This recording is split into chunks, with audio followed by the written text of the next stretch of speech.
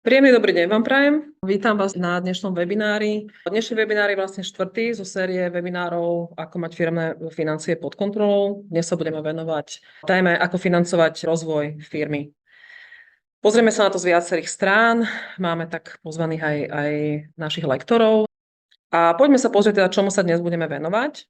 Pozrieme sa teda na financovanie rozvoja firmy z viacerých strán. Tak ako sme pozvali dvoch lektorov, ktorým sa o chvíľočku predstavia, tak sa pozrieme na tému financovania zo strany banky. Zástupca vlastne banky a kolega, ktorý vysvetľuje, alebo teda pracuje na strane banky a posudzuje úvery, vám vysvetlí, ako sa pozerá na žiadosť o úver banka a čo vlastne sleduje vo firme, aké ukazovatele, aké charakteristiky má mať firma, ktorá môže úspešne žiadať o úver. A druhý náš dnešný lektor predstaví opačnú stranu, je to finančný riaditeľ a predstaví zo strany toho žiadateľa, zo strany firmy, keď žiada úver, ako sa vlastne môže pripraviť na tento proces a čo vlastne môže ovplyvniť. Takže vítam už našich dnešných prednášajúcich. Obidvaja sú Martinovia. Martin Kráčinovský je práve teda ten pán, ktorý zastupuje tú stranu banky a Martin Kubiš je kolega, ktorý zastupuje pohľad finančného riaditeľa. Nech sa páči, páni, predstavte sa. Máte priestor. Dobrý deň, prajem. V prvom rade ďakujem pekne za pozvanie, že môžem byť účasťou tohto webinára. Čiže ja krátke poviem, že v bankovníctve som už plus minus nejakých 16 rokov. Prešiel som si rôznymi pozíciami od analytika kreditného rizika senior až po manažerské pozície a aktuálne zastávam pozíciu riaditeľa odboru kreditného rizika v Slovenskej záručnej a rozvojovej banke. My sme taká menšia banka, sme vlastne na 100% štátom, čiže našim zriaďovateľom je Ministerstvo financií a sme štandardnou, dá sa povedať, komerčnou bankou, čiže poskytujeme úvery, záruky, akurát neriešime retail. No a našim účelom je podpora a rozvoj nielen malého a stredného podnikania na Slovensku, ale vieme financovať aj väčšie firmy. Zároveň som tu aj ako predseda predstavenstva Asociácie firemných finančných analytikov, keďže aj s niektorými kolegami chceme povzniesť a vniesť trošku viac svetla do korporátnych financií a do finančných analýz a robiť takú osvetu na Slovensku, tak preto sme založili túto asociáciu a chceme ďalej vzdelávať všetkých, kto o to bude mať záujem, aby nahliadol do témy finančných analýz, aby tomu pochopil. Toľko o mne, ďakujem. Tak ďakujem pekne, moje meno je Martin Kubiš, v podstate v biznise som už trávim asi 25, možno kúsok viacej rokov. Gros tej kariéry bol v Big Four spoločnostiach, ale stále tam bola tá domena tých financií.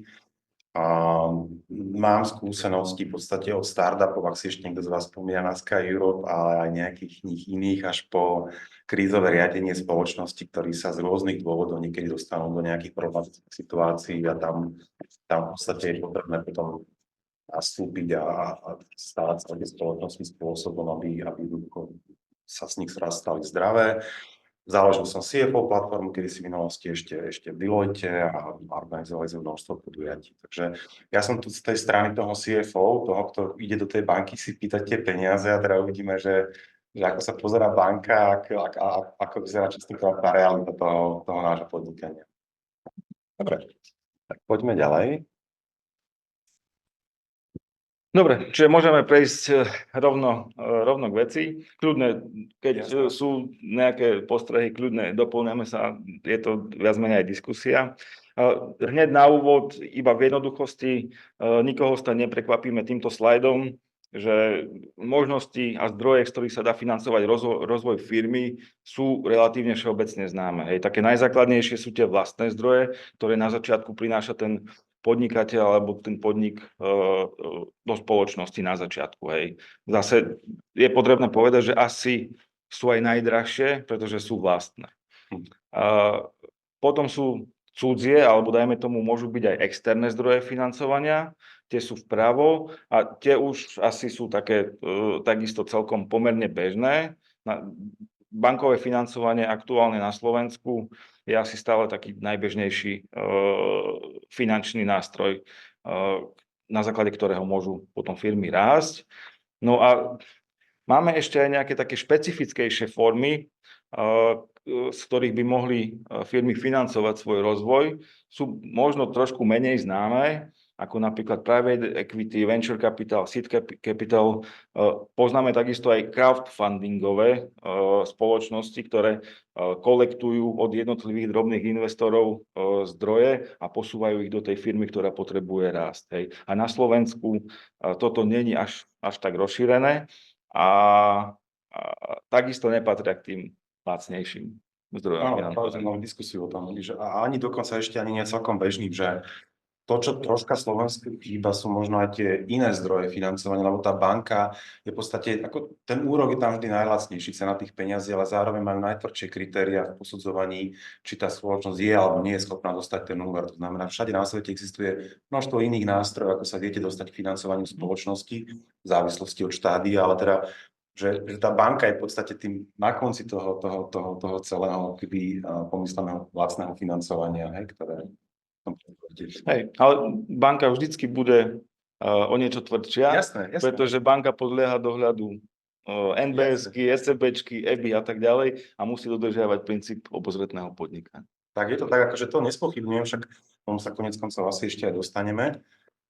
Ja teraz som si dovolil v podstate naviazať na tento istý slajd, ja som ho tak troška preložil do podoby toho, ako vyzerá rast tých firiem. Každý z nás to niekedy zažil v podstate startup, ak to tak nazveme, alebo nejaký začiatok podnikania si to isto dobre pamätá, ale snažím sa tu povedať, že v zásade tá banka sa na vás pozerá z pohľadu toho, že poskytne vám úver vtedy, keď už ten váš biznis je naozaj, keby už ste v tom štandardnom podnikaní, dosahujete nejakú EBITDA, ale predtým existuje kopec iných svetov, ktoré v podstate pri tom raste nemôžete očakávať od tej banky, že vlastne bude financovať váš nejaký potenciálny rozvoj budúcnosti. Na začiatku sú to, ako to startupisti nazývajú, FFF. A to sú, že Family, Friends and Fools. Hej? Takže to jednoducho ľudia, ktorí vám veria. Ale tie začiatky podnikania, tak ako to mám ja zažité, sú štandardne veľmi podobné. To znamená, že je tam fáza investovania, máte možno len pár klientov, nejaké produkty alebo služby, ktoré poskytujete, investujete, a teraz nielen v zmysle investícií do infraštruktúry, ale aj do ľudí, do trhu, kupujete si tých zákazníkov. A v zásade sú asi dva faktory, ktoré sú spoločné pri ceste prvé 2, 3, 4 fázy, a to je to, že jednak generujete straty, ktoré sú dané jednoducho povahou toho, že rastiete a máte vysoké fixné náklady a investujete. A druhý rozmer je, že máte veľký dlh. Práve ten message tohoto slajdu je, že v podstate v rôznych fázach rastu vývoja tej spoločnosti vlastne hľadáte, alebo sú často dostupné iné zdroje.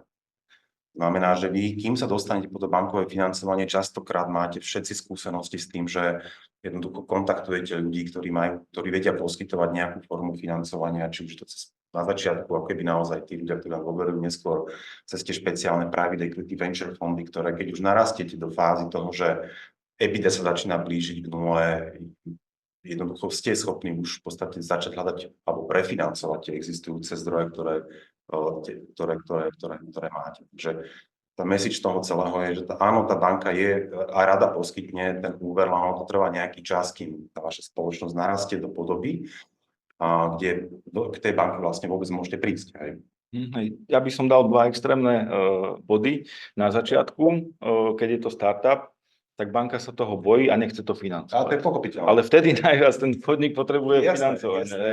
Dobre poznám. A potom dáme ten druhý extrém, keď tá firma už vyrastie, má zabezpečený slušný pracovný kapitál, potom príde banka, že by sme vás radi financovali a oni povedia, že a my už nepotrebujeme. Ale k tomu sa tiež dostaneme, lebo vždy to budovanie toho biznisu je, vždy sedíte ako keby na dvoch stoličkách naraz. To je na jednej strane je to ten rast tej spoločnosti. Ten rast väčšinou znamená to, že jednoducho musíte niečo obetovať, alebo je to potom ako keby generovanie tej EBITDA, to zase ako keby tá množstvo ako keby faktorov. Dobre, tak poďme možno kúsok ďalej. A to je pohľad banky na financovanie rozvoja firmy. Takto, čiže to, čo tu dneska odznieje, nie je to žiadne verejné tajomstvo, čiže nahľadneme trošku pod pokrievku tej banky, toho rozhodovania, že na základe čoho, okrem iného samozrejme, hej, lebo týchto 4, respektíve 5 ukazovateľov, ktoré tu vidíme a o ktorých budeme potom na ďalších slajdoch trošku viac hovoriť, patria k základným ukazovateľom, na základe ktorých sa banka rozhoduje, že či ten úver poskytne alebo nie. Hovorím jedným zo základných, hej, pretože je tam x ďalších ukazovateľov, či už kvantitatívnych, ale aj kvalitatívnych a ostatných softových záležitostí, ktoré dokopy dávajú potom až celý ten názor a celý ten pohľad na to, že či tú firmu banka zafinancuje alebo nie. Čiže takým najzákladnejším ukazovateľom,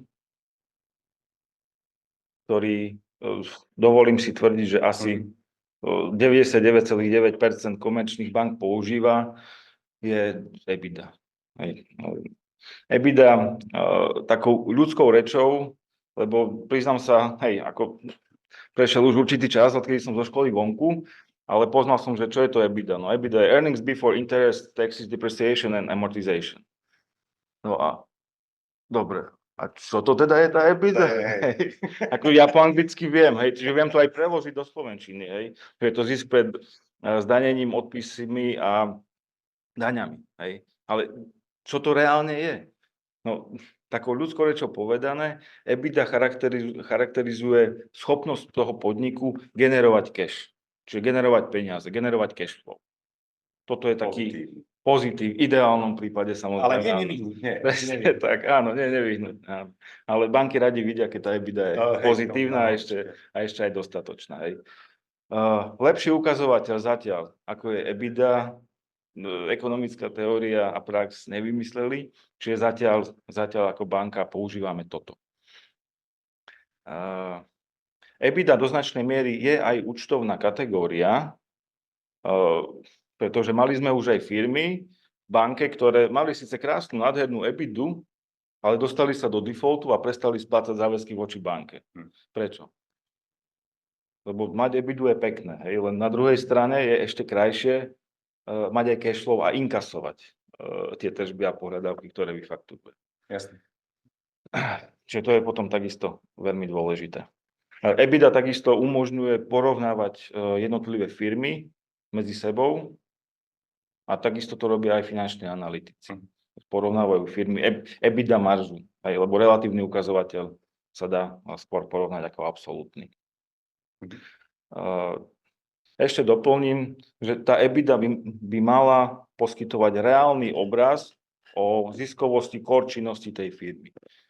Môže sa vyskytnúť napríklad, dajme tomu, penzión, štandardne každý rok dosahuje EBITDA, dajme tomu 100 000 eur, ale prišiel jeden rok, prišla škodová udalosť, krúpy, neviem, zničili strechu, dajme tomu, a penzión nebol poistený, čo samozrejme banka nemá rada, a EBITDA v ďalšom roku bola nulová. Tržby boli rovnaké, ale EBITDA bola nulová. V minulých rokoch bola stále 100 000. Čiže logicky museli sa zvýšiť náklady. A zvýšili sa náklady na služby a na materiál a na opravy, pretože si to museli zo svojho cashflow zafinancovať. My finančáci často používame termín, ktorý voláme, že adjusted alebo upravená EBITDA. To znamená, že vieme tú EBITDA očistiť od tieto neštandardné veci. Ale to nie sú len akoby náhodné udalosti. Častokrát vravíme, že v podstate, že náš core business je toto a vieme od toho odčleniť nejakú časť, o ktorej si nemyslíme. Tam potom dochádza k diskusii s bankármi, že či ten pohľad je spoločný, áno, ale akoby upravená EBITDA je reč, na ktorú kmeň bankárov dokáže počuť. Presne tak, áno. Čiže EBITDA vieme ju adjustovať o náklady samozrejme, ale aj o výnosy. Čiže ak v nejakom roku bol nejaký mimoriadny výnos z nejakej pokuty, jednorázový, tak s tým nebudem rátať potom do budúcich rokov, keď budem sa pozerať na finančnú situáciu tej firmy. Dobre, ako EBITDA je samostatná kategória, hej, o nej by sa dalo ešte diskutovať, ale možno neskôr. Zatiaľ na pochopenie to toľko. Potom tam máme ešte ďalší ukazovateľ, ktorý hovorí o miere zadlženosti. Miera zadlženosti v kontexte toho, za koľko rokov by nám tá daná firma dokázala splatiť ten dlh, ktorý tam je. Ten dlh, debt anglicky, nás zaujíma prioritne bankové úvery plus leasingy a plus ešte keď sú tam nejaké požičky od tretích strán. Toto keď spočítame a vydelíme to EBITDou, tak dostaneme nejaké číslo. Hej. Ideálne, keď je to maximálne 5, áno, ale takisto je to prudko individuálne od industry. Áno, jasne. Od core biznisu, že čo tá daná firma robí. Ak sa bavíme o nejakom teplarenskom biznise, o nejakom dodávateľovi tepla, ktorý má rozsiahlu infraštruktúru a 40 alebo neviem koľko ročné odpisovanie, tak tam tá asi zadlženosť môže byť trošku vyššia. Sme to ochotní a vieme to akceptovať, pretože ten biznis model asi nezanikne zo dňa na deň. Hej. A asi tam nejakých tých pár rokov ešte bude.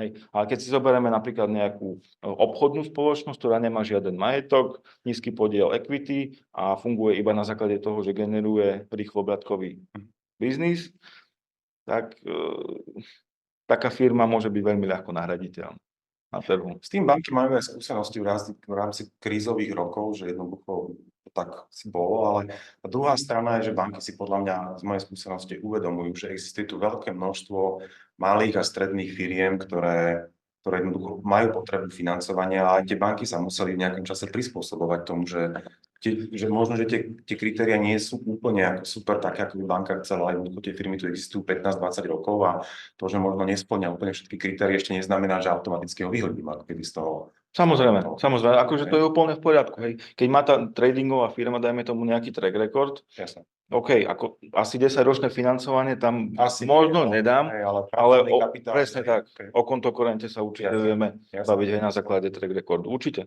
Jasne.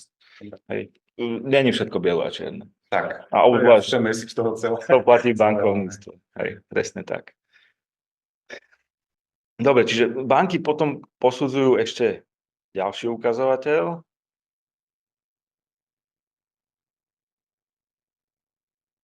A to je... Máme tu asi chybičku. DSCR. Čiže DSCR, Debt Service Cover Ratio, hovorí o tom, že nakoľko vie daná firma zo svojej EBITDA pokryť svoju ročnú dlhovú službu. O EBITDA sme sa bavili, čiže EBITDA vieme, čo to je. To je schopnosť firmy generovať cash. Minus daň hore je tam pretože daň treba platiť, áno, presne tak. Čiže o tú daň sa nám tá EBITDA zníži.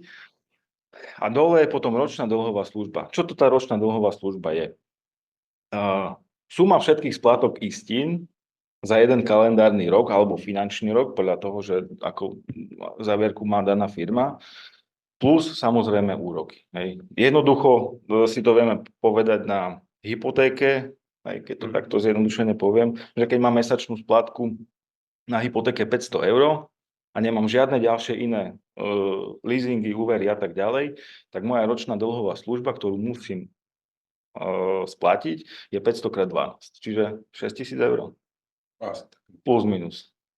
Takto, čiže aby som pokryl svoju dlhovú službu, tak musím vygenerovať za rok EBITDA vo výške minimálne tých 6 000 €. Ten message toho, ktorého si ja keby vždy mám, je, že nie je dôležité, z rôznych dôvodov vaše firmy dosahujú nejakú EBITDA, k tomu sa možno ešte dostanem, ale nie je tu len o to, že tu mám pozitívnu EBITDA, to je dôležité, ale že tá EBITDA musí byť natoľko vysoká, aby dokázala ešte v podstate splniť niekoľko ďalších kritérií, na ktoré sa tá banka pozerá. Kebyže to, že moja EBITDA je +1 alebo +1000, nemusí byť dostatočná, pretože tá banka je konzervatívna a pozerá sa teda na tieto jednotlivé kritéria.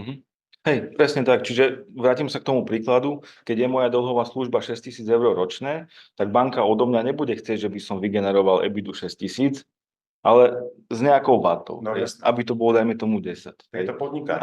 Aby tam bola Vždy nejaká rezerva. trocha iná. Presne tak. Dobre, čiže DSCR je jeden z naozaj najdôležitejších ukazovateľov, na ktorý sa pozerajú banky pri dlhodobom financovaní. Keď sa financuje, keď sa poskytuje nejaký splatkový úver. Ešte tá EBITDA je schopnosť firmy generovať cash a z EBITDA sa potom financuje dlhová služba a rozvoj podniku ďalšie. EBITDA a dlhová služba a rozvoj podniku. Na toto by mala firma vedieť vygenerovať zdroje. Máme tu ešte aj možno taký nevinný ukazovateľ, podiel vlastných zdrojov na súvahe, čiže equity ratio. Vlastné imanie lomenú bilančná suma. Toto je asi jednoduché, netreba to bližšie vysvetľovať. Uvedol som tu aj príklad, taká zjednodušená súvaha, aktíva, pasíva. Podiel vlastného imania v rámci tejto firmy je 43%. Je to veľa? Je to málo? Banky radi vidia to číslo vysoké, ale tá realita častokrát je iná. Hlavne v tých, ako sme si ukazovali, tie úvodné fázy rastu spoločnosti, ktorý jednoducho ako keby veľkú časť, ako vy ako manažmenty trávite tým, že zháňate peniaze na trhu. A to zadlženie tam častokrát býva vysoké. Dokonca vám aj jedno, aké úroky platíte, pretože ten rozvoj firmy je taký, že sa vám hodí každé euro, ktoré nájdete. No ale na druhej strane banka, ktorá hovorí, že nemôžete mať minimálne vlastné imanie, zadlženie cez x desiatok, ďaleko cez 60-70% a teda čakať, že tá banka povie, že je to OK. Takže je to jeden tiež z tých ukazovateľov, na ktorý treba veľmi poukázať. Z mojich skúseností zatiaľ 43% je veľa. Ako pozitívne. Lebo vo väčšine prípadov sa stretávame s podielom vlastných zdrojov nižším, ako je toto číslo. A toto je, hovorím, iba čisto príklad, presne tak. A takisto, ten podiel vlastného imania závisí aj od odvetvia, v ktorom tá firma podniká a od svojho biznis modelu. Čiže ak som spomínal, tradingová firma, tak tá asi veľa vlastného kapitálu mať nebude, lebo všetko bude alokované v záväzkoch z obchodného styku napríklad, alebo v úveroch. Ale podniky typu Slovnaft, ktorý je veľmi kapitálovo náročný, tak tam asi banky by radi videli, že to podiel tých vlastných zdrojov je tam väčší, lebo zlaté pravidlo financovania by malo platiť stále. Máme tu ešte aj modifikovaný ukazovateľ, tzv. Adjusted Equity Ratio, ako sme spomínali, nič není biele a čierne, je tam vždy medzi tým niečo. Čiže na prvý pohľad, to je tá istá firma, tá istá súvaha ako z predchádzajúceho príkladu. Čiže na prvý pohľad podiel vlastného imania 43% je naozaj že nádherný. Krásne, vo väčšine to býva v rozmedzi nejakých 20 až 40%. 43% je naozaj vysoký podiel vlastného imania. A to nasvedčuje potom aj tomu, že ten daný podnikateľ, ten daný podnik asi má vysokú motiváciu, aby v danom biznise pokračoval aj ďalej. Lebo má tam alokovaný slušný kapitál, veľký. No, lenže existuje potom taký ukazovateľ Adjusted Equity Ratio, čiže upravený podiel vlastného imania a upravený o nasledujúce položky. Vlastné imanie, to je štandard, vieme, že to je na strane súvahy. Môže tam byť potom ešte aj financovanie zo strany spoločníka, že spoločník vloží do firmy nejaké peniaze ako pôžičku. Toto za istých okolností vieme takisto považovať z hľadiska banky za kvázi vlastný kapitál. Lebo kebyže sme tam tej firme chceli dať úver, existuje aj inštitút podriadenosti, čiže vieme si túto pôžičku, ktorú poskytol spoločník, podriadiť nášmu úveru a máme kvázi garanciu, že spoločník sa nevyplatí skôr, ako sa splatí úver banky. To je taká poistka banky, aby tie vlastné zdroje tam v tej firme ostali. Ale prejdeme potom na tú stranu aktív.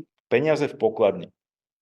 Peniaze v pokladni Ak je tam príliš vysoká do očí bijúca suma alebo podiel na tej bilančnej sume, z pohľadu banky to nie je až také pozitívne.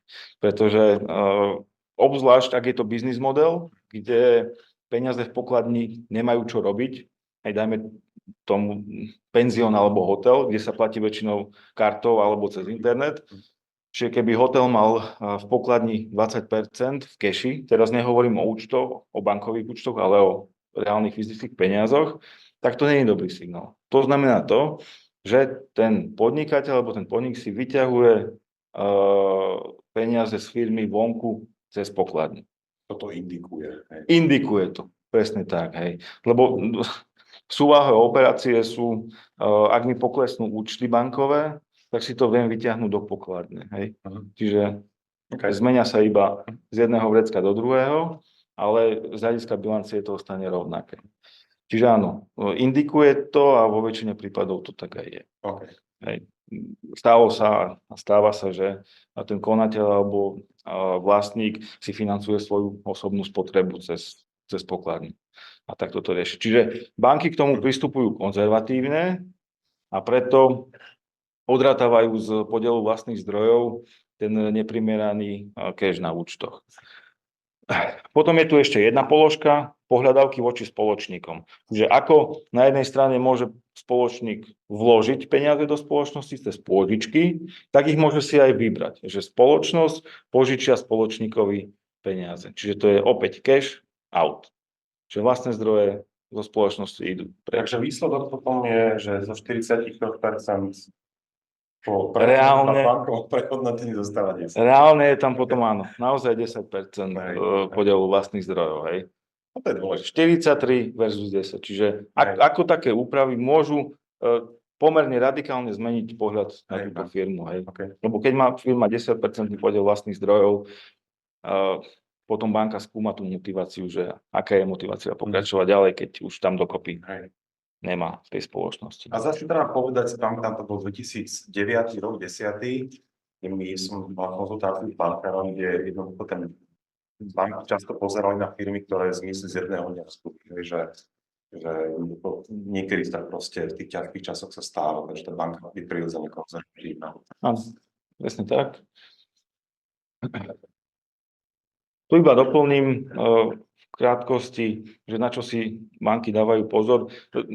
Môj osobný názor a moja stratégia je, nielen v pracovnom, ale aj v súkromnom živote, že financuj a choď do tých vecí, ktorým rozumieš, ktoré ti dávajú zmysel a vieš ich aj potom reálne vyhodnotiť a sú v súlade s tvojou rizikovou stratégiou, hej, a biznisou. Ako to je základ, proti tomu by sme nemali. To je keby jasné, to je neochvejná logika, ale keď sa nachádza až v štádiu nejakého rastu toho biznisu, tak to tak nie je. Hej, že s tým rastom trhov, zákazníkov, stratami, dlhmi, ktoré si požičiava, jednoducho každý sa tam chce dostať k tomu bodu, ktorý hovoril, častokrát tie podniky nie sú v tej polohe, alebo ešte nie sú v tej polohe, aby sa mohli správať, takže som na trhu stabilizovaný, riadím si evidu, pomaličky si rastiem, to trvá často, kým to človek dostane. Hej. Áno. A je rozdiel, keď príde firma s nejakým biznis plánom, čo tu ešte nebolo. Na Slovensku je my ako národ slovenský konzervatívny a je rozdiel, keď príde s niečím, čo banka dobre pozná. Hej, že áno, tento biznis model sme už financovali a financujeme, áno, páči sa nám to, poďme do toho. Ale keď je to niečo úplne že nové, napríklad lietajúce auto je dobrý príklad. Hej. No, asi by banky mali pochybnosti, že by išli do takéhoto projektu. A s týmto všetkým súvisí KYC, čiže poznaj svojho klienta. Čiže banka naozaj o klientovi vie veľmi veľa vecí a ktoré nevie, tak si pozisťuje a dopýta sa priamo klienta. Lebo, ako som spomínal, bankovníctvo je prísne regulovaný sektor, ale každá jedna banka musí dodržiavať pravidlá obozretného podnikania a vždycky musí vyhodnocovať mieru a úroveň kreditného rizika a zabezpečovať si svoju expozíciu, aby to bolo v súlade so všetkými nariadeniami, ECBčkou, EBou a kadejakými ďalšími ešte. A je to tak v poriadku. A je to tak úplne v poriadku, pretože V bankovníctve sa točia veľmi veľké peniaze, bankovníctvo je veľmi silnou nohou ekonomiky, čiže toto keby padlo, tak to by malo katastrofálne následky potom na celú ekonomiku a finančný sektor ako taký. Takže áno, je to prísne, častokrát je to iritujúce, spája sa to s dodatočnými investíciami legislatívnymi, ale asi to inak nebude. Ale ja si myslím, že dneska aj ten seminár je troška o tom, aby sme manažovali my naše očakávania, že kedy vlastne ja môžem ísť do banky, začať s nimi rozprávať, čo možno vypointuješ na ďalšom slajde, myslím, že nie v každom stave tá firma vlastne je schopná ísť do banky, hej? Áno, presne tak. Hej. Tak, hej. Banky proste majú rady nejaké firmy a odvetvia, ktoré radi financujú a zase potom je nejaký taký súdok a košík tých firiem alebo tých biznis modelov, ktoré až také financovateľné nie sú. Hej. Tu som dal iba také jednoduché príklady, že firma s hokejkami. Hej. Firma dlhé roky má nivo stabil, čiže nejaký štandardný svoj performance, možno s nejakým malým organickým každoročným rastom a príde s biznis plánom, kde to má takto v nejakom čase vystreliť hore. Hej. No a tá magic, hej, to kúzlo sa deje tu, že čo tu je? Čo to je? Prečo? A toto je hneď prvá otázka analytika, čo sa tam deje? Čo to je? Prečo to je? A ak nás daná firma dokáže presvedčiť o tom, argumentami samozrejme, možno nejakou trhovou štúdiu a tak ďalej, že je to reálne, OK. Banka si môže povedať, že dobre, buď tomu veríme, alebo nie. Hej. Ale úlohou klienta, keď príde s takýmto niečím, je presvedčiť tú banku, že to naozaj v skutočnosti tak bude. Mali sme ráno diskusiu, sme sa dávali rôznych formách financovania. Ako na Slovensku je mi to trocha ľúto povedať, ale všetky iné zdroje financovania, ako sú štandardne akciové trhy, možno nejaké imitácia dlhopisov, ale aj samotné ako venture kapitalisti, ktorí v podstate sú ochotní financovať. Niektoré buď neexistujú, alebo sú jednoducho obmedzené relatívne. Aj keď teda tých peniazí je na trhu dosť. Takže že my tu máme v podstate, ak to môžem povedať, extrém, a to je bankové financovanie, lebo to je v podstate najkonzervatívnejšie zo všetkých. A ak sa pozeráte na tú hokejku, tak štandardne tam treba hľadať iné zdroje financovania ako banku. Banka vám nemusí uveriť, a keď vám aj uverí, stále má svoje pevné pravidlá. Ona nie je schopná povedať si, že tak pre tohto klienta ako posuniem ten parameter o 100%, počkám si na EBITDA, ktorý bude o 3 roky. No to proste banka nespraví, hej. Takže treba zvažovať v ktorom období, aké formy financovania čakáte, a teda čo čakáte hlavne od banky, a kedy to môžete ísť. Hej. Ako za istých okolností je možné aj toto financovať, ale analytik si posúdi doterajší performance firmy, pozrie sa na jej doterajšiu EBITDA pred týmto nárastom a ak doterajšia aktuálna EBITDA postačuje na splácanie toho nového úveru, že z tej existujúcej činnosti, tak potom, keď sa stane toto, tak to je iba plus. Hej, a to je nejaká rezerva pre klienta a pre banku, ale keby sa toto nestalo, tak klient stále je schopný generovať tú stabilnú EBITDA a dlhovú službu. Ak si zoberieme tú tému toho seminára, pravdepodobne veľká časť tých firiem má tú EBITDA blízke k 0, ako nemá zápornú. Sme v nejakom štádiu rozvoja firiem, jednoducho trvá nejaký čas, kým tá firma nájde to svoje stabilné prostredie, v ktorom potom operuje, ale toto podľa mňa im neindikuje vec, že tá moja EBITDA veľmi čierna nie je, skôr červená. Ak sa bavíme o tých startupoch a nových firmách, áno. Ale aj rozvojoch, že tá dynamicky sa rozvíjajúcich firiem, hej? Tu už iba taká suma sumárum, na čo si dávame v bankách pozor a čo ešte riešime. Tak okrem týchto troch, ktoré sú tu, sú samozrejme ďalšie, ale tieto sú také najzákladnejšie. Nejaký investičný overheating. Firma začne vyťahovať zdroje a cash z firmy, z prevádzkovej činnosti a prevádzku transformuje do CAPEXov napríklad, hej. To je veľmi normálne, mimochodom, ak sme v tom štádiu začiatku, ja viem, že to banky nemajú radi, ale je to normálna vec. Ten disponibilný cash flow jednoducho investujem tam, kde potrebujem, hej, a viem, že čo teória hovorí a aký pohľad bankárov. Súhlas, áno, ale keď som firma a mám úver, tak moja mantra a základom by malo byť splácať ten úver, hej. Teraz hovorím z pohľadu banky, lebo banka, čo poskytne, očakáva, že sa jej to vráti, samozrejme aj s nejakým Jo, úrokom. pochopiteľne. Hej, čiže prioritne by si mala, teda banka očakáva, že tá firma si prioritne odsleduje to krytie dlhovej služby a to, čo ostane, ten free cash flow nad tým, tak toto si potom zainvestuje do firmy a do svojho rozvoja.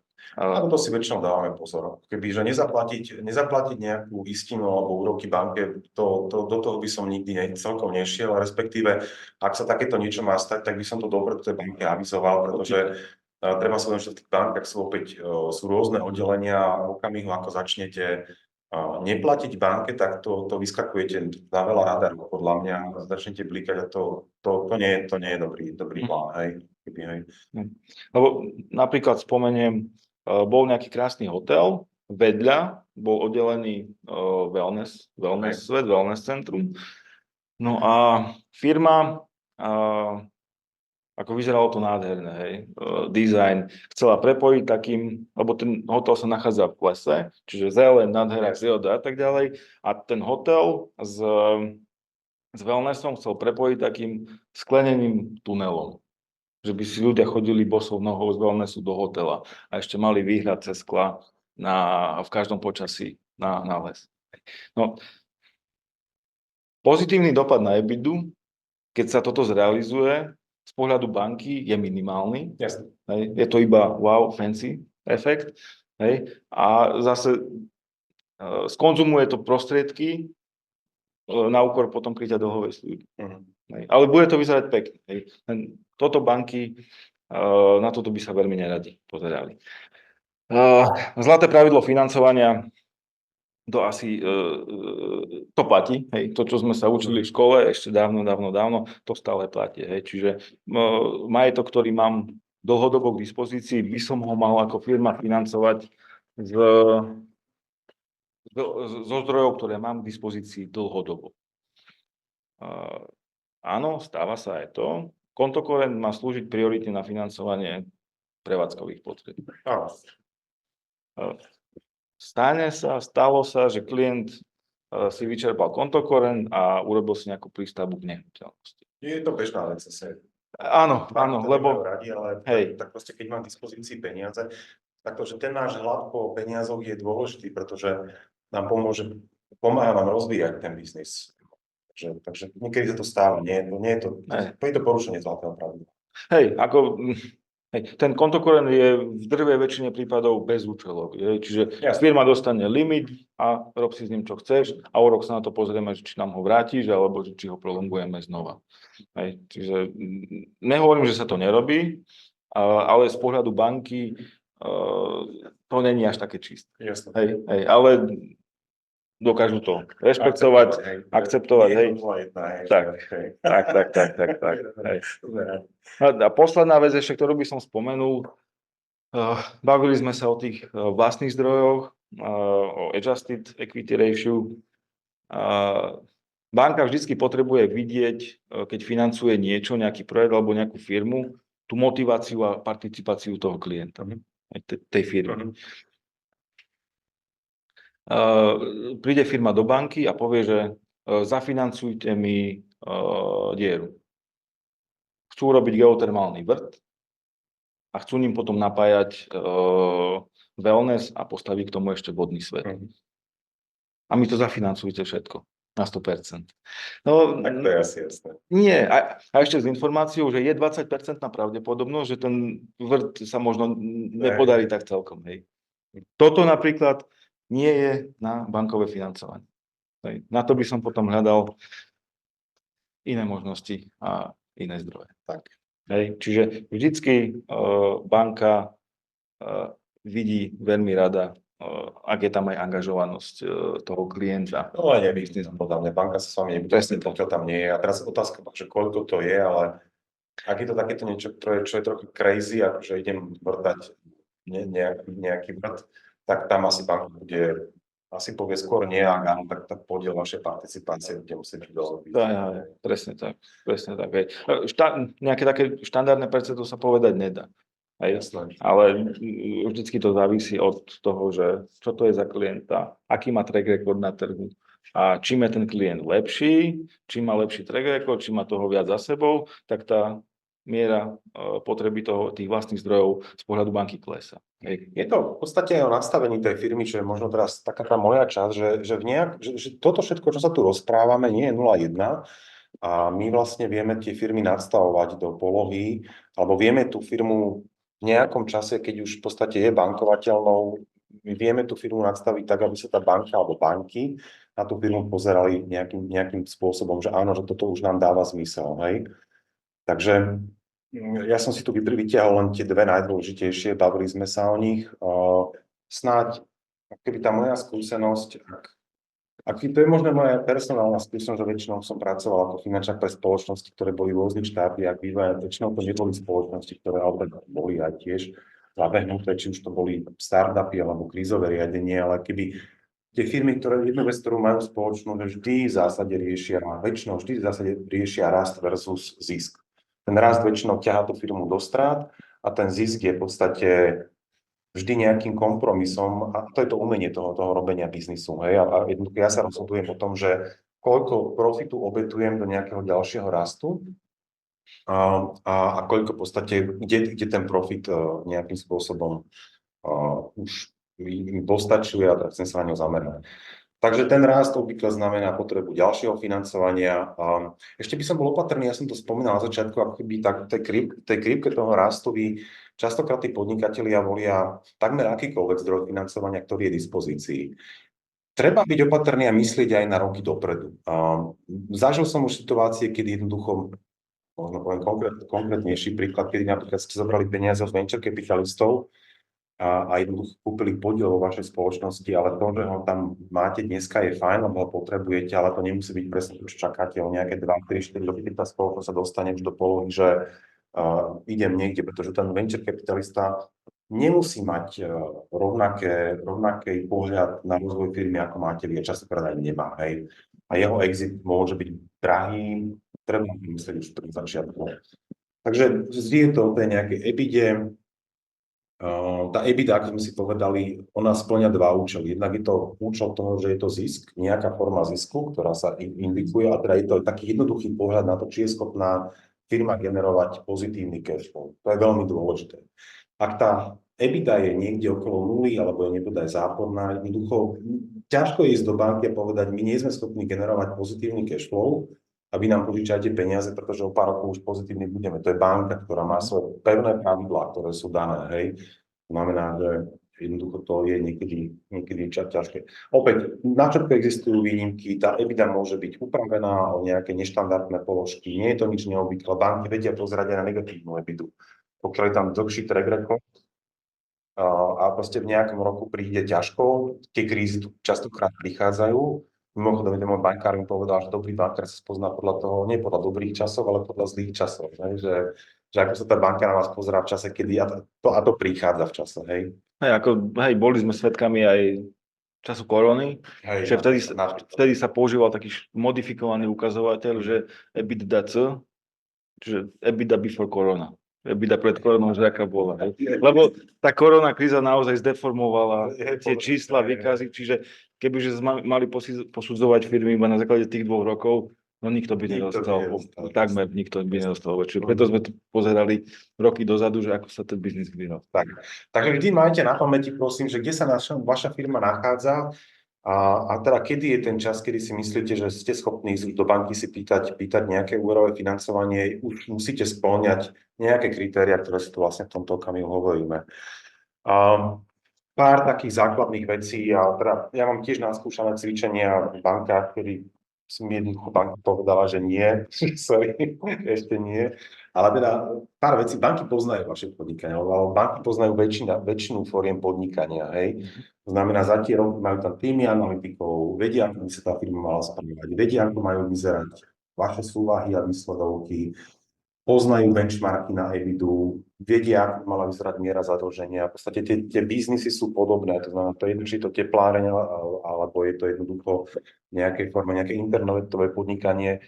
Ten pracovný kapitál by mal nejako vyzerať a tá banka to očakáva. Hej?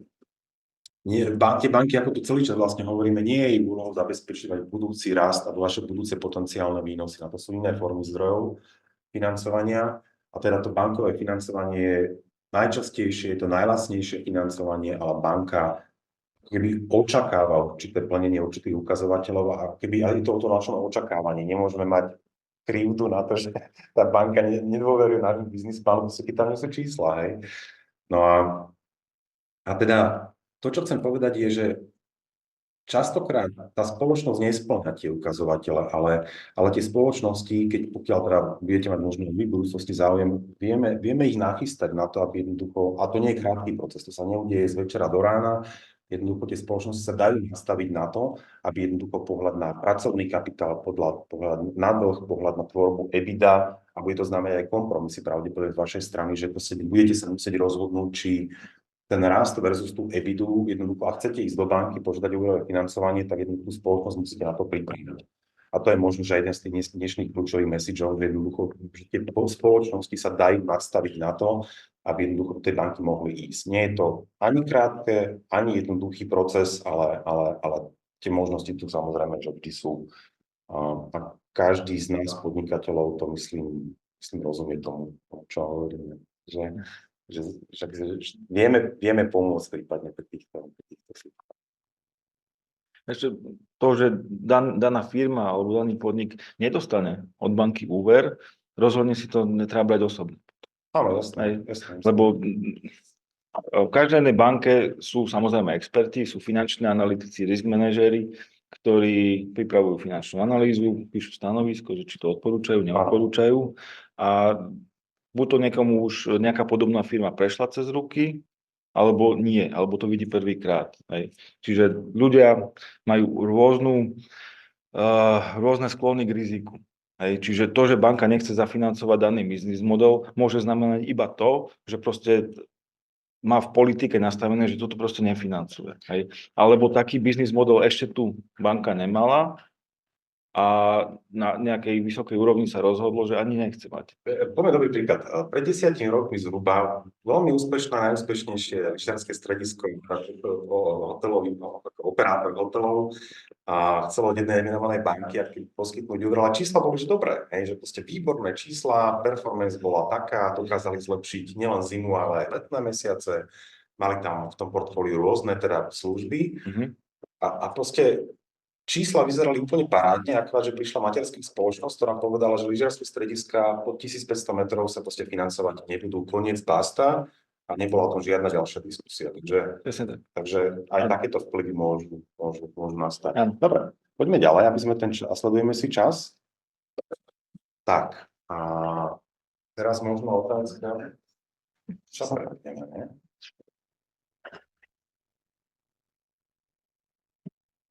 Ja skúsim vyšerovať niečo.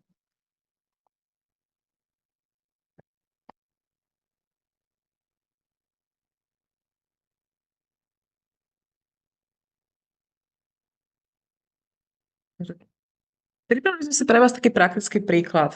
Tí z vás, ktorí už sú nie na prvom webinári, ale na niekoľkom v poradí, viete, že vlastne prepájame verejne dostupné dáta a v rámci portálu Valida sa snažíme vám vlastne ukazovať, ako sa niektoré tie praktické veci, praktické ukazovatele, ktoré sa v tom bežnom svete biznisovom využívajú, ako sa vedia ľahko nájsť, respektíve sme ich všetky predvypočítali a poskytujeme ich v rámci tohto portálu na to, aby ste vedeli vlastne čo najlepšie využívať tieto informácie pre svoje podnikanie.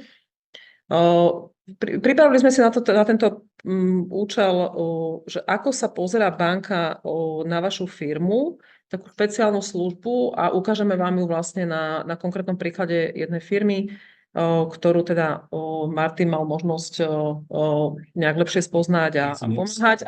Asi ho pozvem teraz, aby sme boli takto spolu.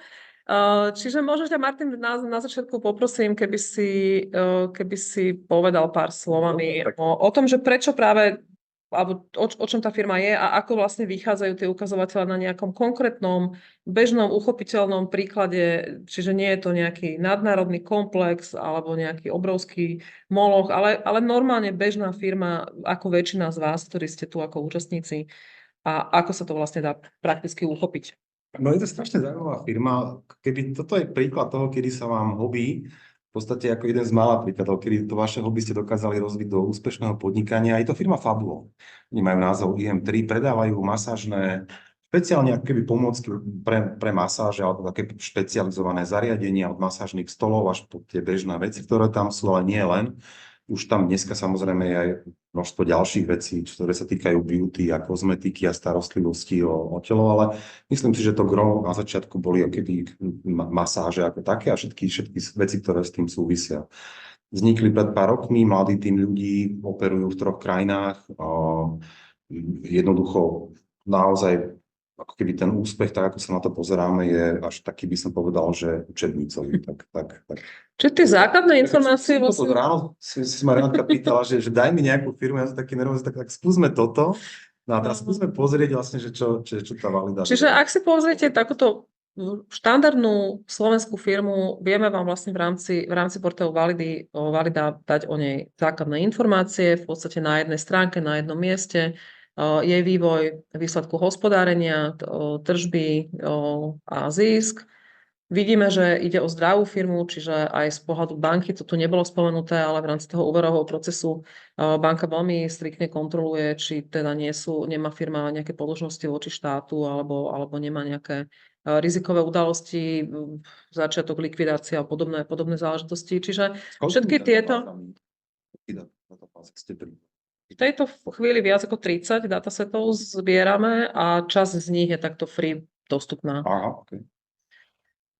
Takže tu si viete pozrieť o tej firme vývoj základných ukazovateľov, hrubá marža, rentabilita, celková zadlženosť, to je vlastne opačný ukazovateľ toho, čo vlastne Martin vysvetľoval pred chvíľočkou, čiže 54% je to z tej opačnej strany, že je vo firme dlh, likvidita, pracovný kapitál, ktorý súvisí takisto s tými číslami, o ktorých sme sa rozprávali, vlastné imanie. A je to takisto sú tu takisto skrátené účtovné výkazy, takže zase na jednej stránke si viete pozrieť také tie najzákladnejšie údaje, ktoré z tých výkazov sú ľahko dostupné a pre tento účel vlastne pre nás je dôležité vedieť alebo rýchlo sa pozrieť, že aké má táto firma úverové financovanie aktuálne. Čiže v poslednej účtovnej závierke, aký veľký úver aktuálne čerpá. A teraz sa vlastne viem presunúť do tej služby, ktorú sme práve nadizajnovali na to, aby sa firma, alebo aby ste sa vy, hocikto, vedeli pozrieť na svoju firmu a aby sme vám vlastne takým zjednodušeným spôsobom vedeli predvypočítať tie ukazovatele, ktoré sme tu práve spomínali a ktoré najčastejšie teda banky posudzujú. Čiže ak nájdete na portáli Valida túto službu, firma očami banky, tu je linka v prezentácii, takisto tú linku ukazujeme, alebo teda vám dáme k dispozícii, tak si takýmto jednoduchým spôsobom vlastne viete pozrieť danú firmu.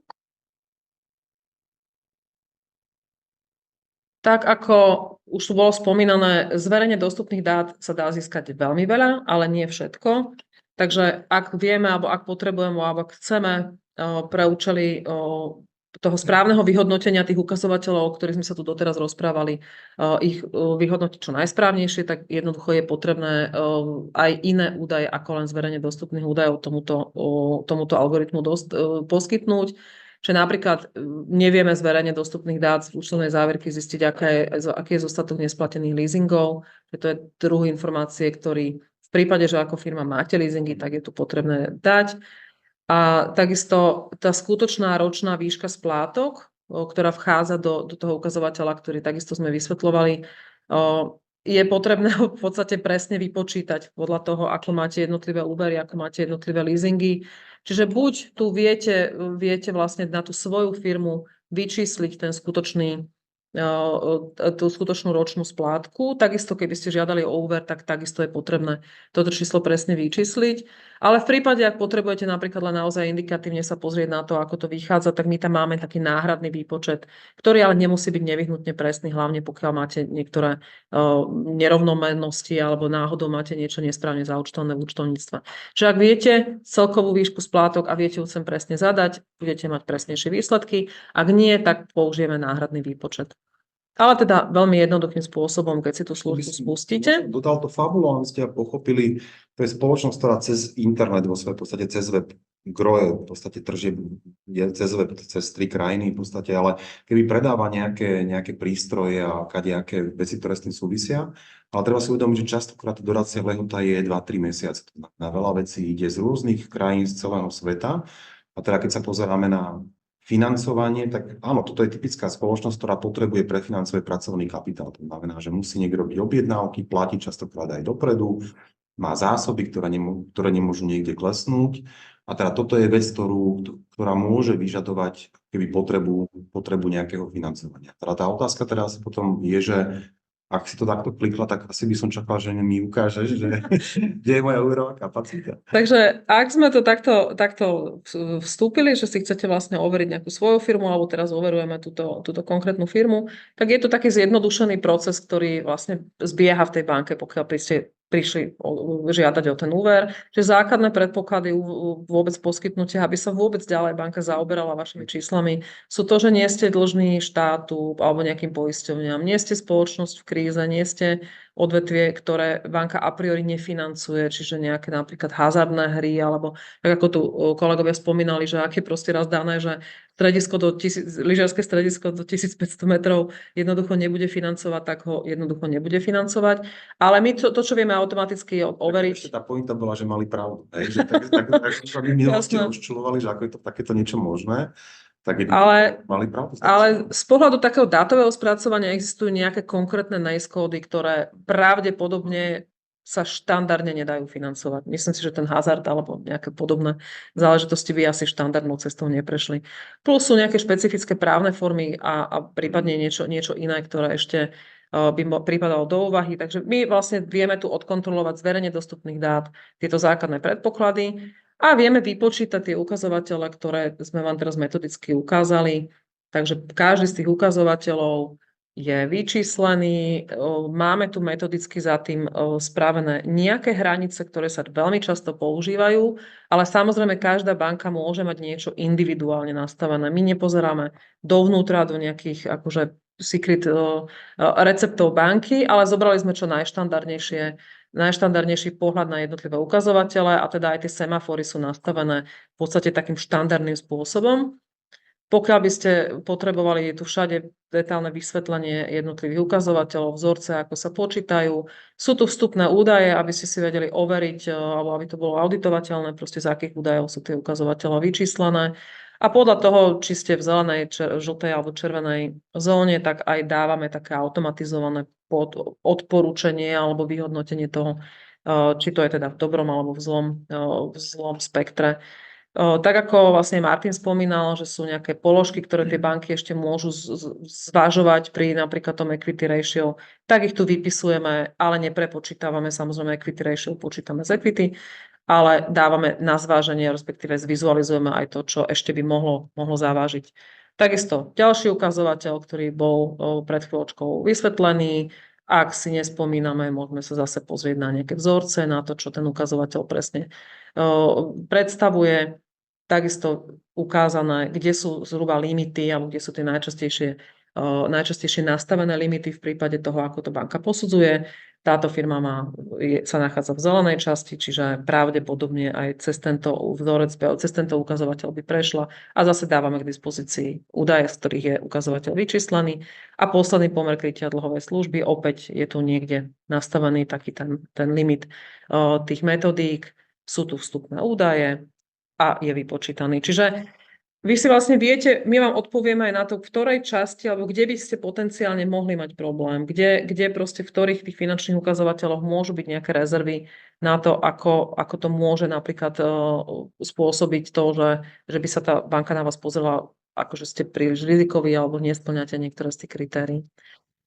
A takisto máme za tým na základe týchto troch ukazovateľov najčastejšiu takú metodiku, ktorá vlastne vie vyčísliť, kde je ešte nejaká tá rezerva a koľko by ešte potenciálne takéto firme s týmito číslami a v podstate len s tými základnými údajmi, ktoré verejne sú dostupné o vašej firme, tak aký je ten rámec, ktorý by ešte ste pravdepodobne mohli od banky dostať.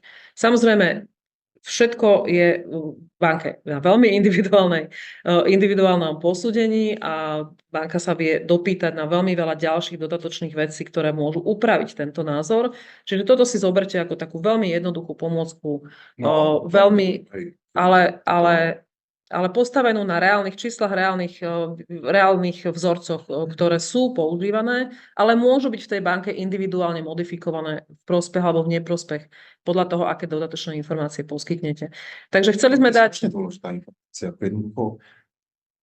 Väčšina spoločností stojí pred otázkou, že ako keby financovať ten rast alebo nejaký ďalší rozvoj podnikania. A keby informácia, povedzme konkrétne pre týchto ľudí je, že jednoducho tam majú úverovú kapacitu, ktorá môže znamenať, že môžu rozšíriť svoje portfólio, ktoré majú tak mimochodom, že veľmi veľké, kľudne si môžete pozrieť, ale ako keby dodatočných 500-600 tisíc eur môže pre nich znamenať to, že jednoducho môžu nakúpiť na Vianoce jednoducho vianočnému predajú väčšie množstvo zásob, ktoré potom vedia predávať. Hej? To znamená, že sa neobmedzujú tým, že si viete prefinancovať ten pracovný kapitál, tak jednoducho neobmedzujete, povedzme v ich prípade, vianočný sezónny predaj. Hej? Takže toto je taká jednoduchá pomôcka. V podstate sme pripravili pre vás ako účastníkov tohto webinára aj možnosť, že nás môžete kontaktovať, ak by ste mali záujem, môžeme to s vami prediskutovať, tú konkrétnu váš výsledok alebo vaše čísla. A samozrejme ešte táto služba poskytuje aj doplnkové ukazovateľe alebo doplnkové informácie. Prevádzame vás ako keby tým rozmýšľaním banky, tým, že máme vlastne v rámci Validy aj stredné hodnoty a vieme vám povedať aj, kde sa nachádza to odvetvie, v ktorom tá vaša firma pracuje, tak napríklad, čo sa týka nejakej prevádzkovej ziskovosti, opäť bola spomínaná tá EBITDA marža, tak vám vieme aj povedať, a to banka má, tieto čísla má, čiže my sme vám vlastne dali k dispozícii to, čo by si aj banka vedela pozrieť, či ste ziskovejší, alebo naopak menej ziskoví ako firmy v tom vašom odvetví, či ste tým pádom rizikovejší alebo bezpečnejší v porovnaní s podobnými firmami vo vašom odvetví. A potom sú to ešte ďalšie doplnkové ukazovateľe alebo doplnkové informácie z tej, vlastne, ktoré hovoria o tom finančnom zdraví vašej firmy. A ešte na konci sme vlastne zlúčili také tipy, triky, ak by ste mali niekedy čas, tak si kľudne môžete pozrieť treba register bankových úverov a záruk podobne. Sú to ako keby ďalšie dodatočné informácie, ktorými sa viete stretnúť alebo ktoré vám vedia pomôcť, pokiaľ by ste chceli vstúpiť do toho úverového procesu. Toľko tento rýchly príklad a vlastne sme prišli do záveru. Tak ja ešte sa vrátim k prezentácii. V prezentácii sme spravili teda niekoľko print screenov, ale je lepšie si to vyskúšať a nech sa páči, poďte si to kľudne, budeme radi, ak si to vyskúšate ako našu novú službu na Valide. Spomínala som teda, že portál budujeme hlavne kvôli tomu, aby sme zvýšili vlastne povedomie a využívanie dát pri riadení firiem stredných, aby sme vlastne pomáhali firmám zlepšiť finančné riadenie, aby sme vlastne budovali rôzne digitálne služby, ktoré vám vedia odpovedať na nejaké vaše biznisové otázky vďaka využitiu verejne dostupných dát. Takže toľko možno k tomu, prečo tieto služby sú a čo je vlastne portál Valida. Nech sa páči, budeme radi, keď sa naň pozriete. Máte tu na konci linky. A keď sme sa už rozprávali o financovaní, nedá mi nespomenúť ešte možnosť grantového financovania. Nie, dneska na to čas ani nebolo to v pláne, ale ak by ste sa chceli pozrieť, aké máte prípadne možnosti na čerpanie grantov pre vašu firmu, tak na tomto portáli Grant Expert si zase viete pozrieť nejaké možnosti z tohto súdku alebo z tejto témy. A sme vlastne na konci, priznám sa, trošku sme preťahli čas, takže pozrieme sa až po skončení, či teda sú nejaké otázočky. Ďakujem vám veľmi pekne za váš čas a budeme radi, ak by ste nám vyplnili dotazník spätnej väzby, aby sme získali vlastne zrkadlo toho, ako sa nám podarilo alebo nenaplnilo, alebo nepodarilo naplniť tému dnešného webinára. Ďakujem veľmi pekne lektorom, jednému Martinovi, druhému Martinovi. Ďakujem aj kolegovi Ľubovi, ktorý nám pomáha s technickou stránkou webinára. Ďakujem hlavne vám za to, že ste si našli čas a verím, že to bolo pre vás užitočné. Takže príjemný deň a vidíme sa niekedy pri budúcej príležitosti. Dovidenia.